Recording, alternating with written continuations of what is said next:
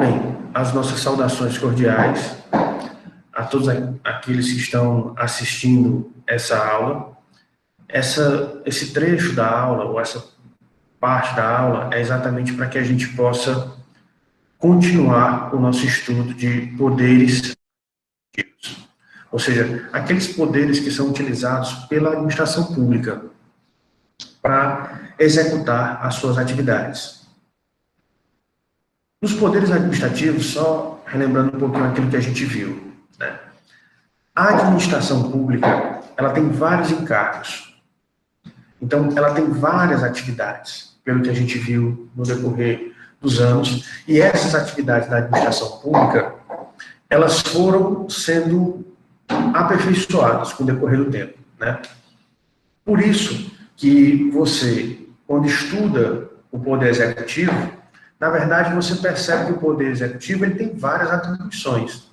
Ele tem a atribuição de prestar os serviços públicos, aí você tem educação, saúde, saneamento básico, moradia, condições de moradia, condições de emprego e renda, condições para que as pessoas possam se desenvolver, ajustes na economia. Então, além desses serviços públicos, nós temos o seguinte, que como o Estado ele gerencia a comunidade, o Estado arribou e no primeiro momento ele tomava conta da coisa pública. Mas com o decorrer da sua evolução, percebeu-se que quando você deixa os particulares, quando você deixa o setor privado muito à vontade, o que acontece? Infelizmente, nem todo ser humano ele consegue frear os seus anseios, os seus desejos. Qual é o anseio da maioria das pessoas que compõem o setor privado? É o lucro. Então, para o lucro, ele vai tentar, com a sua atividade, conseguir o máximo de lucro possível e o mínimo de custo possível, ou o mínimo de gasto possível. Então, muitas vezes, eles economizam com os trabalhadores, pagando menos, né, exigindo mais. Então, tem diversas práticas. Então, por isso que percebeu-se, e depois você começou a perceber uma relação também de opressão das grandes empresas em relação aos consumidores, como até hoje nós temos, né? Mas isso nós não podemos aceitar. Então, por isso que já existem mecanismos dentro das legislações de cada Estado para impedir isso. Então, por isso que o Estado, ele recebe essa segunda incumbência, além dos serviços públicos, ele recebe a incumbência exatamente de fiscalizar o setor privado. Ou seja, quando o setor privado está exorbitando na sua atuação, ele está começando a prejudicar outras pessoas, então o Estado tem todo o direito de intervir para limitar a atividade desses particulares. Então daí você vê a situação do Ministério Público, que muitas vezes atua contra determinadas empresas, principalmente aquelas que prestam serviços públicos, né? Nós temos uma atuação muito forte do Ministério Público, fiscalizando a atividade das empresas de energia, porque são concessionárias do serviço público, fiscalizando as concessionárias de água e esgoto, fiscalizando as concessionárias, as empresas de ônibus. Então, tudo isso, você vê o Estado fazendo a fiscalização. Por quê? Porque, infelizmente, nós temos esse problema no setor privado. Qual é o problema do setor privado? É que ele vai tentar o máximo de lucro possível. E muitas vezes esse lucro ele é desenfreado. Esse anseio pelo lucro, ele é desenfreado. Então você pode respeitar o trabalhador, você pode respeitar o seu consumidor, o seu cliente. E nós temos várias e várias práticas que podem acontecer. Então, a outra incumbência é exatamente essa. A terceira incumbência do Poder Executivo é aquilo que nós estamos passando pelo momento, né? Onde, por conta da pandemia, nós tivemos que fechar as atividades. E aí o que acontece? Muitas pessoas, hoje em dia, pela situação que nós vivemos, você tem que lembrar que nós passamos por um período de crise desde 2016, mais ou menos. Então, já se vão 4 anos de crise financeira, que o país está dentro de uma crise financeira, e nós podemos agora enfrentar o 5º ano. Então, a situação brasileira é muito pior do que de outros países, né? ou de muitos outros países, não podemos também generalizar. Então, dentro dessa sistemática, dentro desta visão, quando você analisa, você percebe que tem muita empresa fechando. Quando você anda pelas ruas de todas as cidades do Brasil, você vê que várias empresas fecharam, restaurantes, lanchonetes, lojas, empresas de serviço, então várias fecharam. Mas por que fecharam? Porque não tinha como executar suas atividades. E muitas delas, já tentando se recuperar da crise financeira, já estavam no vermelho. Quando teve que fechar as portas, não teve condições de se manter. Então, infelizmente, o problema que aconteceu realmente foi ter que fechar as portas, ter que efetivamente assumir essa situação.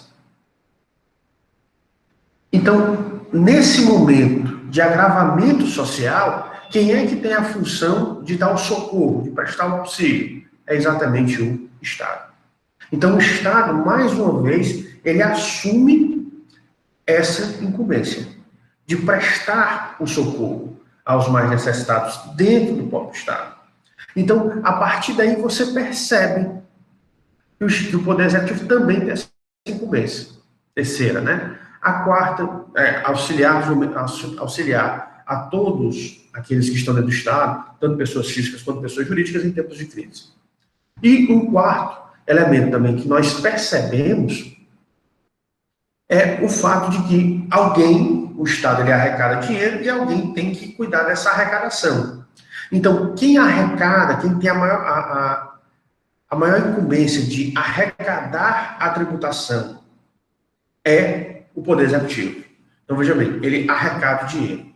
Então, uma coisa é arrecadar e outra coisa é administrar. Quem é que vai administrar esse dinheiro? Também o Poder Executivo. Então, você vê aqui a incumbência. Ele arrecada, ele tem as atividades de arrecadação, fiscalização da arrecadação dos tributos, fiscalização da tributação e também execução da tributação.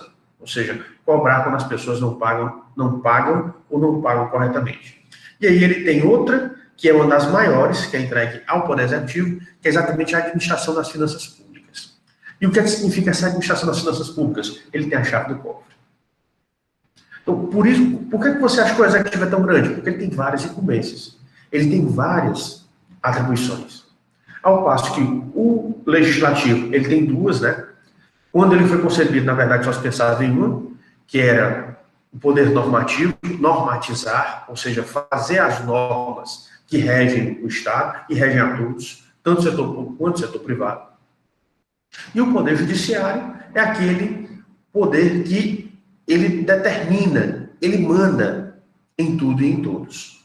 Né? Por quê? Porque ele resolve os conflitos. Então, ele é a palavra em última instância. Ele só não se mete sempre. Por quê? Porque ele tem um princípio chamado princípio da inércia inicial, onde ele só pode agir quando ele for chamado a agir. Se ele não for chamado a agir, ele não age. Então, por essa circunstância, nós percebemos que o Executivo ele tem uma incumbência muito forte. E ele tem que agir. Ou seja, nos momentos, como agora, da pandemia, quem é que tem que trabalhar, apesar dos pesares? Ou seja, com todo mundo ficando preocupado com a pandemia, todo mundo que compõe o Executivo. As pessoas que compõem o Executivo, principalmente as áreas envolvidas com a crise, eles têm que trabalhar. Eles não podem ficar, o fica em casa não se aplicar a eles. Por quê? Porque nesse momento de crise, alguém tem que prestar o socorro, alguém tem que fazer a atuação. Então, aqueles serviços ligados ao enfrentamento da crise têm que vir. E geralmente eles estão ligados a quem? Ao Executivo. Então, você começa a perceber que esse Executivo, ele tem um poder que é necessário. Por quê? Porque ele tem que agir. Ele tanto tem o poder de agir, quanto ele também tem o dever de agir. E aqui você precisa entender. Porque o que acontece? Nós estamos atualmente passando por duas crises, né, principais. São várias, mas vamos elencar aqui duas crises principais. A crise da saúde, que é o problema da pandemia, e a crise financeira, que é o problema da economia do país. Ok, então vamos primeiro analisar a crise da saúde. Na crise da saúde, quando você analisa a crise da saúde, você percebe o seguinte: a saúde pública está entregue a quem? Ao Poder Executivo. E dentro do Poder Executivo está entregue no caso federal, ao Ministério da Saúde, em âmbitos estaduais, as secretarias estaduais de saúde, e em âmbitos municipais, as secretarias municipais de saúde. Então, você vê que o ramo da saúde vai ter que trabalhar. Então, todo mundo pode parar, menos a saúde. Todos os outros órgãos podem trabalhar de casa, menos a saúde. A exceção que se fez foi exatamente para aqueles trabalhadores que já tinham alto risco na sua atividade, e aí permitiram que esses aqui ficassem afastados do serviço. Por quê? Porque o risco deles era muito grande. E aí você não pode exigir isso também do poder público nem dos servidores públicos. Então, você começa a perceber que essa saúde, ela tem que continuar trabalhando, porque ela é peça-chave no enfrentamento da crise. Então,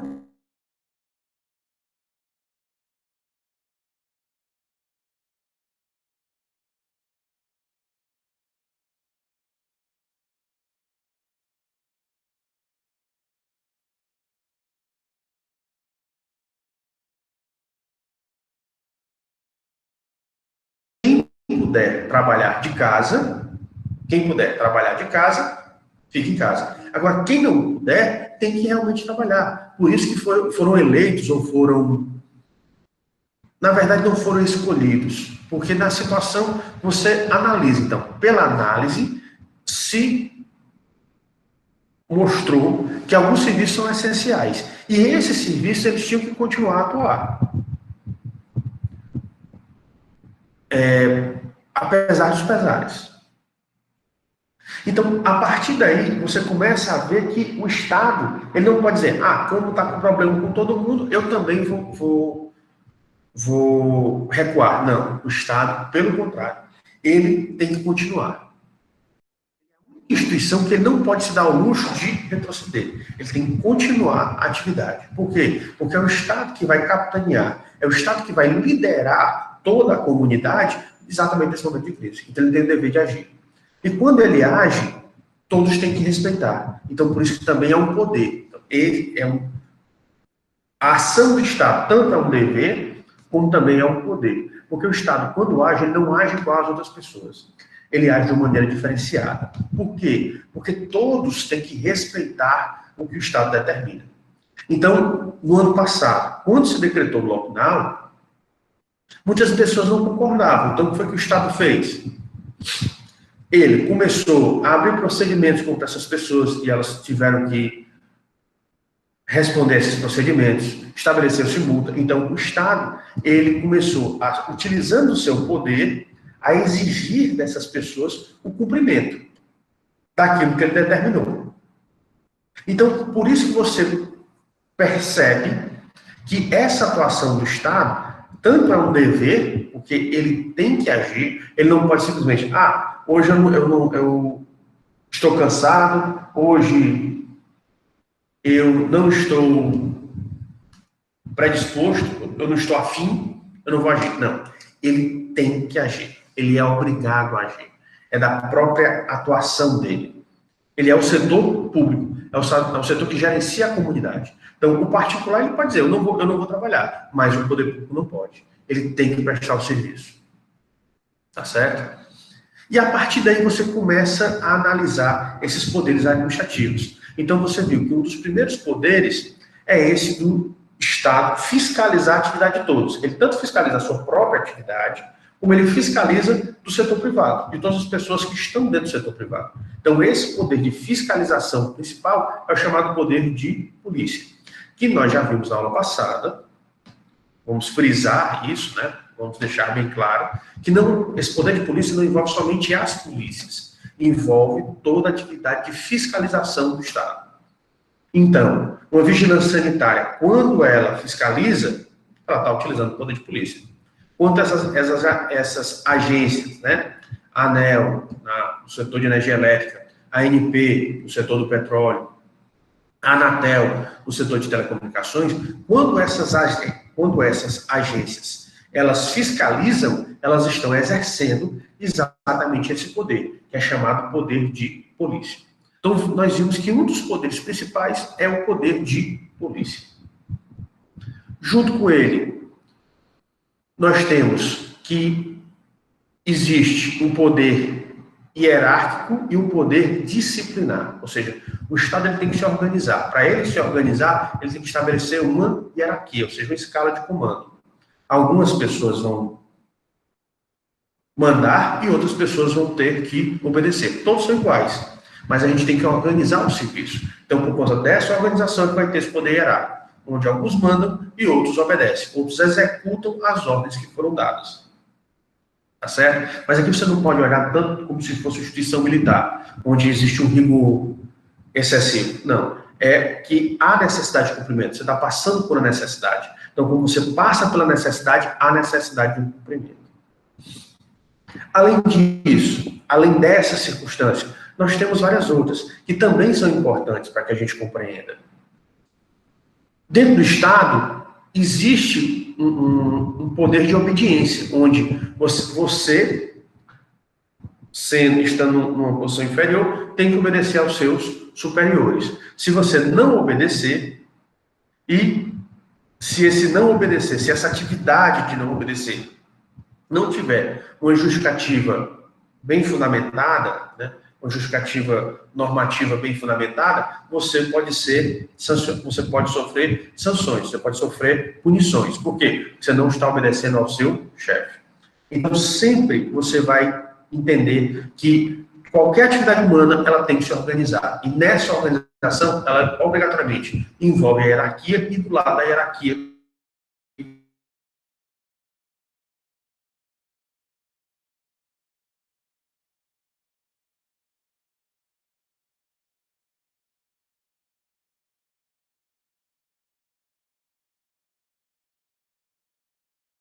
disciplinar. No posto de comando, então, tem que ser feito, tem que ser realizado. Você não tem como fugir disso. Daí, nós vimos que nós temos, então, o poder de polícia, o poder hierárquico e o poder disciplinar. Veja que o poder de polícia, ele tanto é um poder interno quanto externo. O poder hierárquico, o poder disciplinar é mais um poder interno, dentro da própria administração pública, para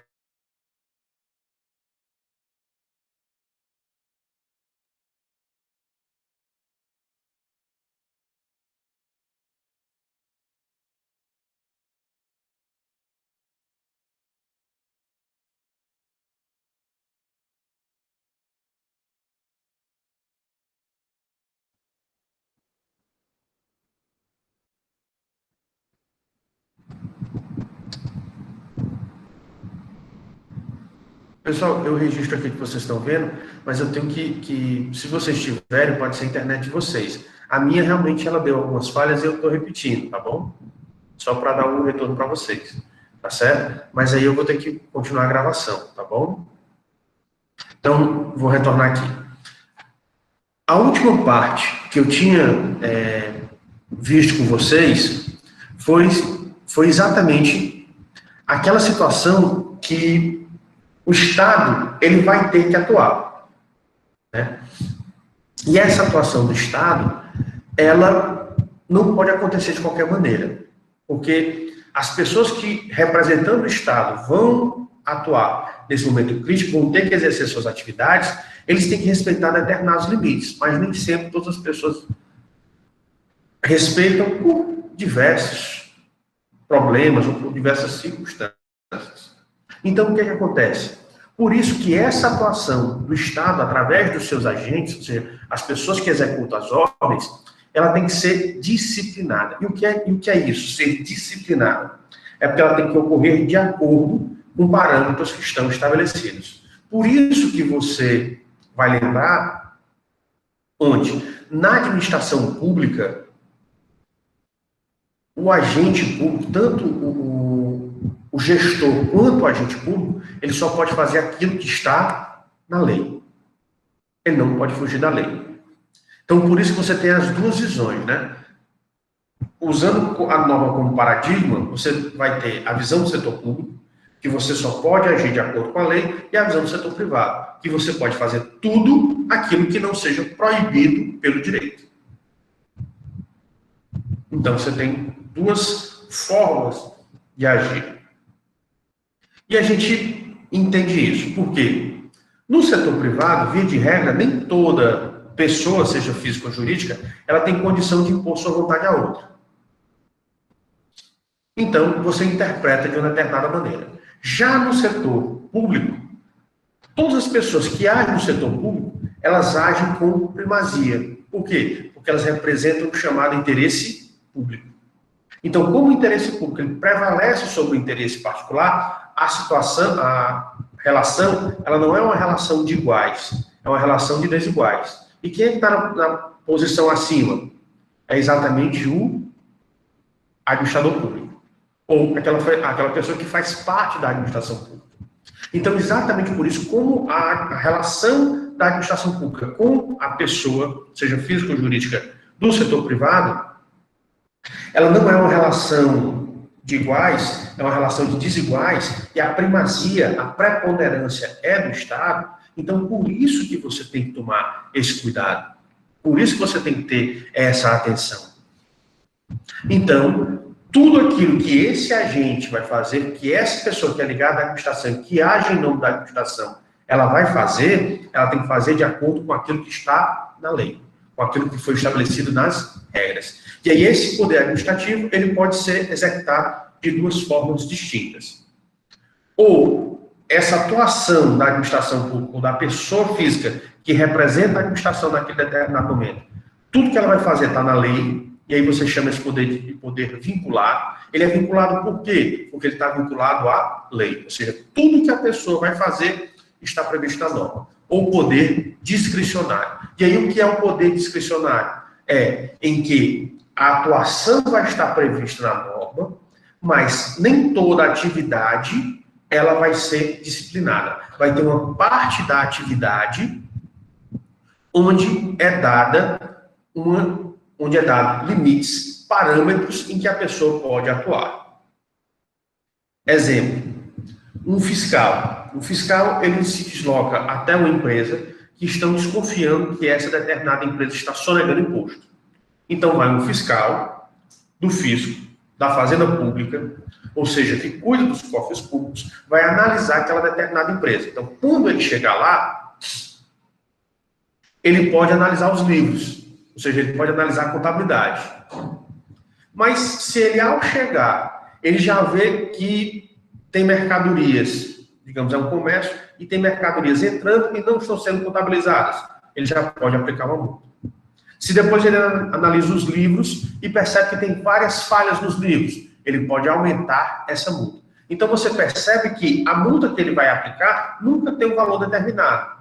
Ele tem parâmetros e dentro desses parâmetros ele vai ter que verificar o valor mais adequado. Só que ele tem que explicar por que ele chegou àquele determinado valor. Então ele vai ter um mínimo e um máximo de valor. Aí é onde está a discricionariedade. Então por isso que ela estabelece a atividade, no caso a atividade é a atividade de fiscalização contra a sonegação de impostos. E aí o que acontece? Quando esse agente ele vai analisar, se for verificado algum erro, ele tem que aplicar a multa. Agora, na hora que ele estabelece que tem que aplicar a multa, ele não estabelece o valor dessa multa. Ele coloca um parâmetro. Então, por isso que a atividade está prevista, o procedimento está previsto, mas nem todos os atos que vão ser feitos nessa atividade, eles vão estar definidos. Tem um deles, ou alguns, que fica não pré-estabelecido, fica dentro de parâmetros. E cabe a avaliação do executor, do agente, avaliar qual é a medida cabível para aquele caso, respeitando sempre os limites. Aí é o poder discricionário, onde parte da atividade ela é entregue ao bom senso do executor, do agente, ou seja, a pessoa que está executando aquela atividade estatal naquele determinado momento. Então você vê que na atuação desses poderes, essa atuação ela pode ser vinculada, ou seja, toda a atividade está prevista na norma, ou pode ser discricionária. Uma parte está prevista, mas a outra parte são estabelecidos parâmetros, onde fica para a questão da oportunidade, né, da conveniência, ele avaliar aquela situação. Então, cria-se um mérito administrativo, onde ele, dentro de parâmetros, ele vai ter que tomar uma decisão. E aí nós temos, nessa execução dos poderes, que eles podem se classificar em poderes vinculados ou poderes discricionários. Nós temos uma outra questão importante também, que é, se esses poderes que são dados à administração, eles são poderes enormes, a administração pública, ela precisa esperar pelo judiciário ou pelo Ministério Público para agir? Exemplo, constatou-se que o coronavírus chegou ao Brasil, né? Ele estava na China, depois se espalhou pela Ásia, foi para a Europa, Estados Unidos, e depois chegou no Brasil.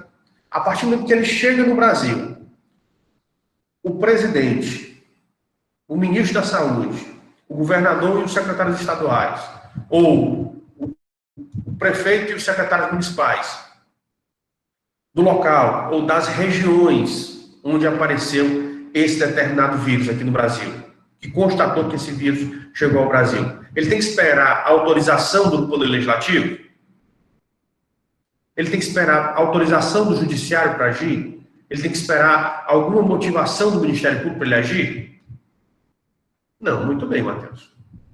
Então, por isso que ele tem o Poder Executivo, diferente dos outros poderes, ele tem um poder chamado, que ele é, uma das características do poder dele é auto-executório. Ou seja, uma vez o Estado percebendo a necessidade de atuação, ele age. Então, o Poder Executivo, quando ele perceber a necessidade dele atuar, ele vai agir. Não importa a circunstância. Tá certo? Então, ele vai agir porque ele tem que agir. Todo mundo espera dele exatamente isso. A atuação dele. Então, ele não pode mais esperar. Ele tem que agir. Agora, assim como se espera muito do Poder Executivo, não só federal, mas de todos os poderes executivos aqui no Brasil, né? Federal, estadual, municipal. Como se espera muito, porque ele realmente ele tem uma carga de responsabilidade gigantesca. Se ele tem uma carga de responsabilidade, ele tem a obrigação de atuar, toda a atuação do Estado vai ser correta? Tudo que o Estado fazer vai estar de acordo? Nós somos humanos, né? Muito bem, Roberto. Nós somos humanos. E como humanos, nós podemos falhar. Em algum momento, nós podemos errar. E nesse momento que a gente erra, o que é que se faz? Encobre o erro ou enfrenta o erro? E trata de resolver o erro, ou trata de corrigir o erro? Nós temos que corrigir o erro. Então, por isso que, ao falar de poderes administrativos, outra coisa que vocês necessitam refletir, que vocês necessitam perceber, é exatamente isso. Que, ao passo que o Estado ele tem um poder de agir, mas também é um dever de agir, esse poder é um poder que não se compara aos outros poderes existentes dentro do Estado, porque ele tem prerrogativas, ou seja, ele tem um tratamento diferenciado, ele tem primazias, ele é tratado realmente de maneira diferente, ele é mais beneficiado do que outros, ele também tem que ter um grau de exigência maior. Por quê? Porque o dano que ele pode gerar pode ser muito maior do que os outros. Então, por isso, nós temos que perceber essas situações.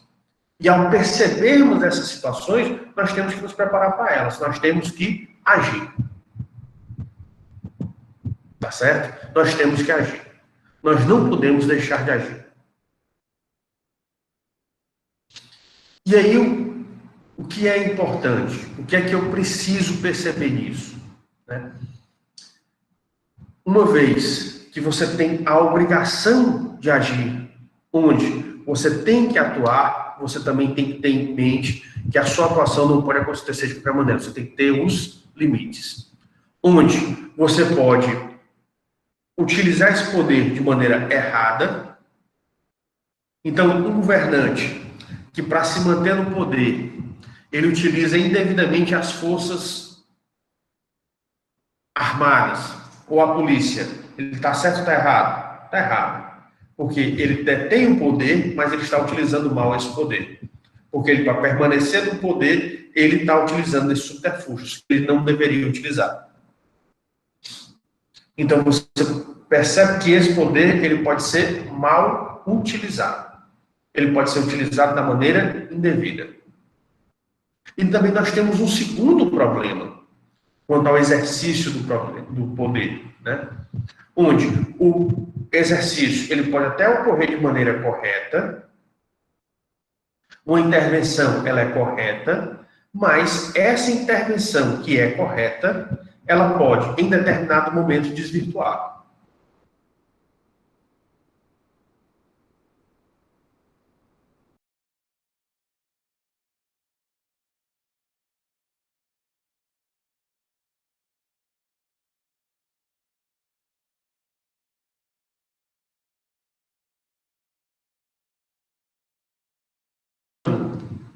Vocês não estão... e essa pessoa começa a dizer para os parlamentares, a maioria de vocês está errando, vocês só pensam em vocês, não pensam no povo, vocês estão fazendo de maneira errada. Ele pode se manifestar dessa maneira? Veja bem, ele não está generalizando, ele não está dizendo que todos são daquela maneira, não está xingando ninguém e nem está acusando eles de um crime. Mas ele está dizendo que ele está dizendo que o parlamento, o poder legislativo, é para ser a casa do povo. Então, tem que pensar mais no povo do que na administração pública, porque ele tem que agir exatamente para limitar os poderes do chefe executivo. Mas a maioria dos parlamentos quer que você saiba que eles atuam de acordo com a vontade do chefe executivo. Então, quando ele chega e fala isso, olha, vocês não estão agindo correto, porque vocês estão agradando mais o chefe executivo do que o povo, ele está falando uma coisa correta. Teoricamente está correto. Então, toda essa atividade dele é correta ou errada? É correta. Mas, a partir do momento em que ele começa a se exaltar e começa a proferir xingamentos, começa a dizer que eles são ladrões, ele tem como provar que algum parlamentar é ladrão?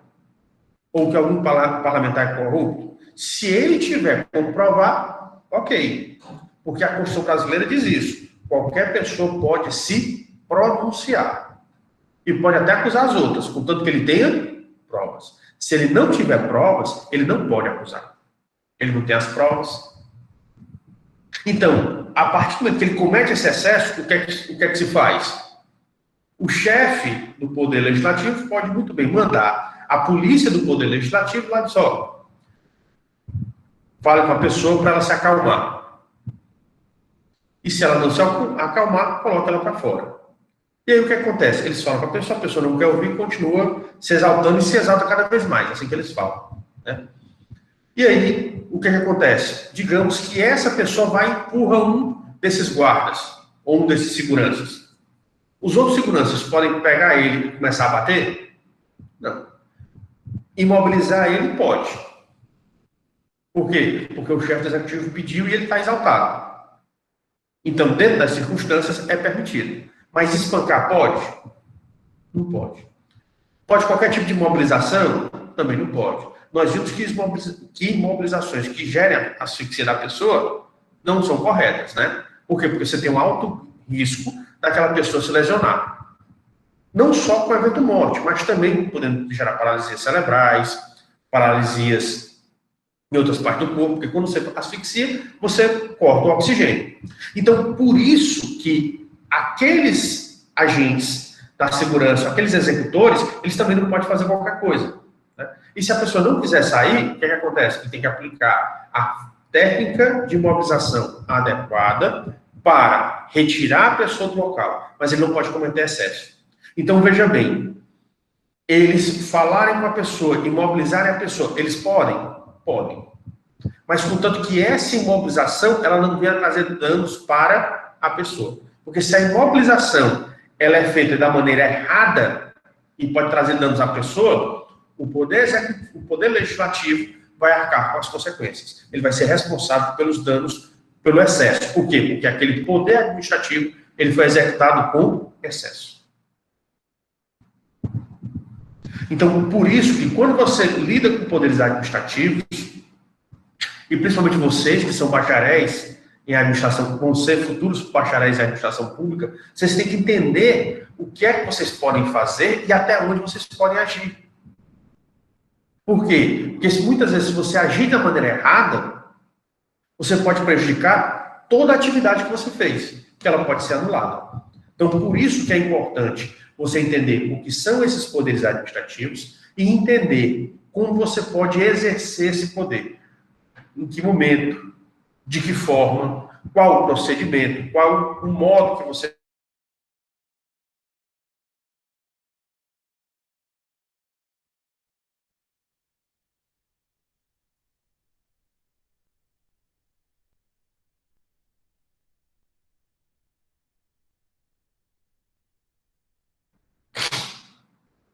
Ok?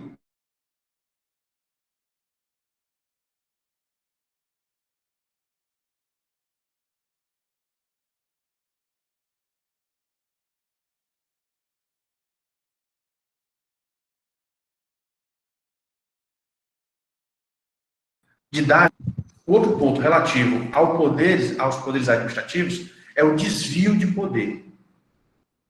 E o que é esse desvio de poder?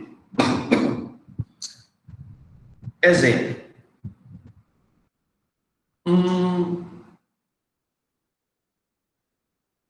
Nós estamos enfrentando agora, né? Em 2020, nós tivemos eleições municipais, foram eleitos prefeitos. E aí os prefeitos, antigamente, quando eles assumiam o poder, eles colocavam pessoas da família, né? Se tivesse alguém da família dele desempregado, ele botava dentro da administração pública.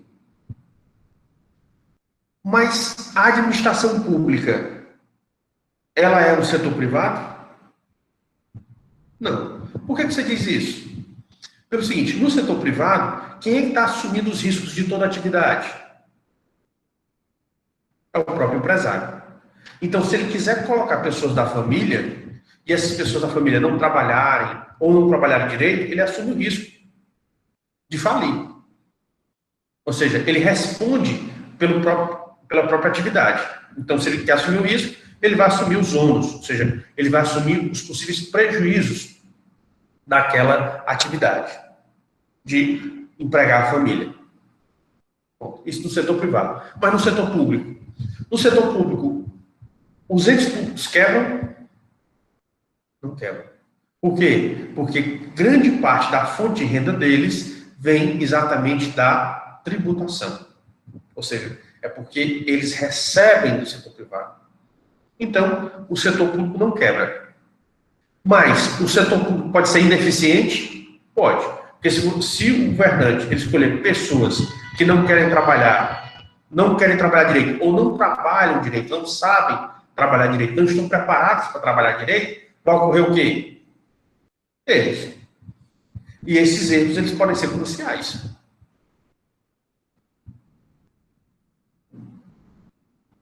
Então, qualquer pessoa que vai trabalhar na administração pública, ele tem que entender que o trabalho dele vai ser muito mais exigente. Ele vai ser muito mais cobrado. Mas por quê? Porque as atribuições são maiores, os impactos são maiores e ele vai estar constantemente sendo fiscalizado. Porque aquela atividade ali, ele tem que perceber que ele não está executando para ele. E nem está executando para aquele gestor que o contratou. Ele está executando para o povo. Então, por isso que ele vai ser cobrado. E ele tem que ter consciência disso. Ai, vocês têm que ter pena de mim. Não. Se você quer ir para a administração pública, você está assumindo todos os ônus da administração pública. Você está assumindo os bônus, as coisas boas, mas você também está assumindo as coisas ruins. E o que são essas coisas ruins? É essa fiscalização. Você está recebendo isso também. E o que acontece? Tem pessoas que entram e querem, na verdade, se beneficiar. Então, antigamente tinha isso. Aí, até que, hoje em dia, aliás, até que essas situações começaram a ser discutidas, chegaram ao Supremo Tribunal Federal, e o Supremo disse, olha, qualquer gestor que assumir, ele não pode mais contratar pessoas da família dele. Mas abriu uma exceção. Vocês sabem que exceção é essa? São chamados cargos políticos. Então, os cargos de primeiro escalão, você pode colocar, o governante ele pode colocar pessoas da sua família. Então, o que foi que alguns gestores começaram a fazer? Quais são os cargos políticos? No município, o cargo político é o de secretário municipal. Então, o que é que acontece? Ele coloca 10 secretários, 5 eram familiares deles. Ele colocava a mãe, colocava o pai, colocava a esposa, colocava o filho, colocava a nora. Você tem como provar que realmente aquela pessoa foi indicada pelo currículo? Não, é pela confiança. Mas não é só questão de confiança. É questão de confiança, de preparo, de currículo que a pessoa tem para desempenhar aquele determinado cargo. A gente está aí cheio de exemplos de pessoas que assumiram determinadas pastas ou assumiram determinadas secretarias ou ministérios e não eram preparados para aquele dali. E o que foi que aconteceu? Foi um completo desastre, né? Por quê? Porque o problema estava na origem, foi um desvio. A pessoa não fez o melhor. Ela se aproveitou da brecha para tentar favorecer alguém. Então, esses desvios de poder ou desvios de finalidade é exatamente isso. É quando você diz que está fazendo algo em prol do povo, mas na realidade você está querendo beneficiar alguém. Ou a si próprio, ou alguém ligado a você. E aí, quando a situação ela não começa de maneira adequada, ela tem muito mais chance, eu não digo que ela vai dar errado, mas ela tem muito mais chance de dar errado, por conta exatamente dessa situação.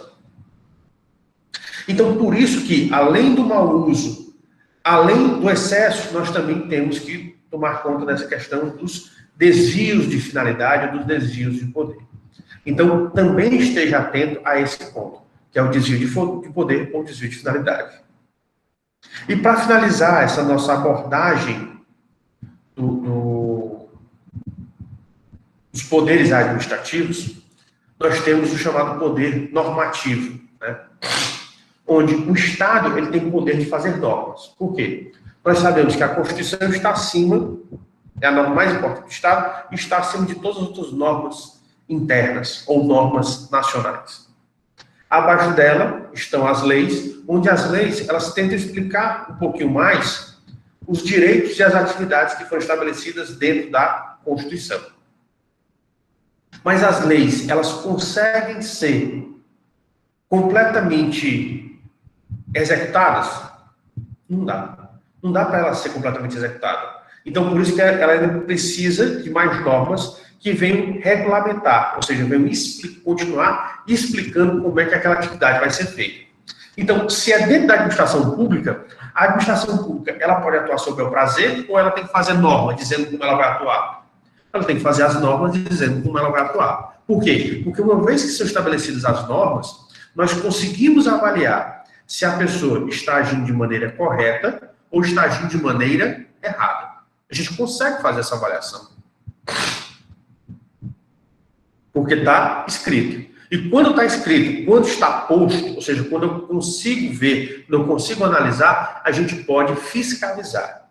Ou seja, a gente pode avaliar se aquela atividade ela foi correta ou ela agiu de maneira errada. Dentro dessa situação, dentro dessa circunstância, a gente percebe exatamente isso. Onde a Constituição, ela nem sempre ela pode ser executada, então você precisa de um pouquinho mais de explicação para as atividades ou direitos que ela estabelece. Então você tem a necessidade das leis, que vão explicar um pouquinho mais. Mas nem sempre elas conseguem explicar toda a sua dimensão, ou conseguem explicar tudo que é necessário para que aquele determinado direito ou aquela atividade seja posta em prática. Então você precisa de outras normas. A outra norma, depois das leis que você tem necessidade, são exatamente os chamados decretos, né? E aí os decretos são feitos por quem? Pelos chefes do executivo, onde esses decretos do chefe do executivo, eles vão explicar como é que aquela norma vai ser interpretada dentro da administração pública.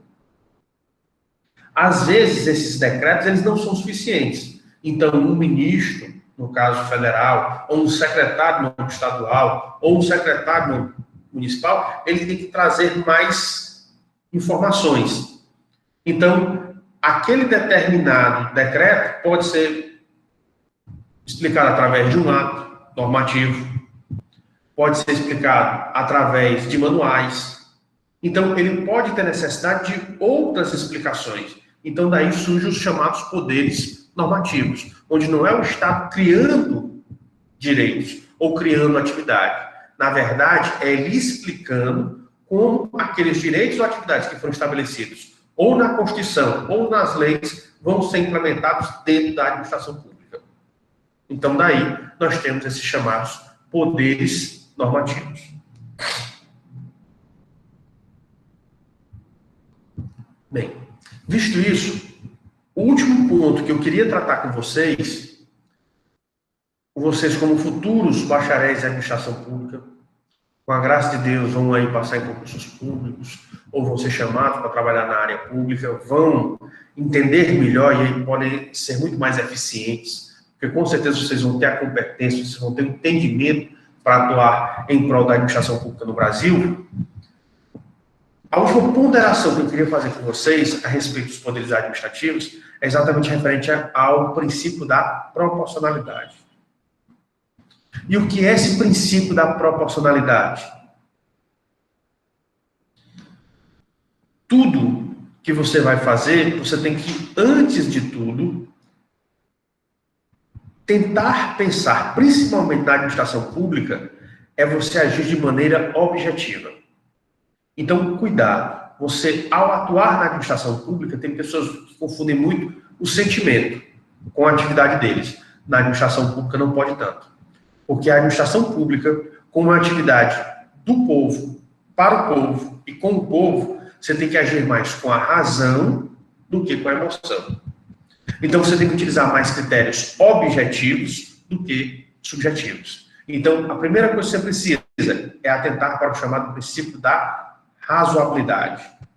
E a razoabilidade, ela está ligada a quê? A racionalidade. Então, você vai buscar critérios objetivos, você vai buscar colocar sua emoção de lado e agir mais de acordo com a razão, com a análise fria da situação. É isso que você tem que buscar. Tá certo? Além disso, além desta situação, de você buscar a razão, tudo na vida tem a sua dosagem. Se você analisar trabalhos científicos sobre medicamentos, você vai ver que o medicamento também é um tipo de droga. O medicamento também é um tipo de droga. E você fica, professor, como assim o medicamento é um tipo de droga? É. A única diferença do medicamento para a droga que nós falamos, né, que está disseminada, é a dosagem. A diferença entre o medicamento e a droga é a dosagem. É tanto que pessoas utilizam medicamentos para se drogar. Por quê? Porque eles não tendo necessidade do medicamento, ingerem. Ou não tendo, ingerem em grande quantidade, ou tendo a necessidade, mas ingerem não nas quantidades adequadas. Ingerem em quantidades acima das adequadas. O cigarro é uma droga. O álcool é uma droga, só que aí são chamadas de quê? Drogas lícitas, drogas que são permitidas pela legislação. As outras são drogas ilícitas, drogas que não são permitidas pela legislação. Então, o que eu quero mostrar para você não é falar sobre essa questão de droga, mas é falar que toda atividade humana você precisa da razoabilidade para entender a atividade e entender a extensão da atividade. Por quê? Porque tudo tem uma dosagem correta, ou um limite aceitável. Tem um parâmetro mínimo e um parâmetro máximo. Por isso que nós temos um outro princípio chamado de princípio da proporcionalidade, onde você tem que aplicar, para você ser justo, você não pode nem exacerbar o seu direito e nem ficar aquém do seu direito. Você tem o ponto justo. Ou seja, o ponto exato de você fazer a atuação. Agora, para você chegar nesse ponto exato, você precisa refletir, você precisa pensar. Algumas vezes você pode até ter uma noção e aí, na execução você vai graduando, ou você vai dando a graduação, ou seja, dando a quantidade necessária à solução daquele caso. Então, por isso que para vocês que vão atuar bastante nessa área, eu pediria que vocês analisassem esses dois princípios. Tanto o princípio da razoabilidade, quanto o princípio da proporcionalidade. Para que vocês entendam melhor esse direito e possam exercê-lo da maneira mais adequada para cada caso. Tá certo?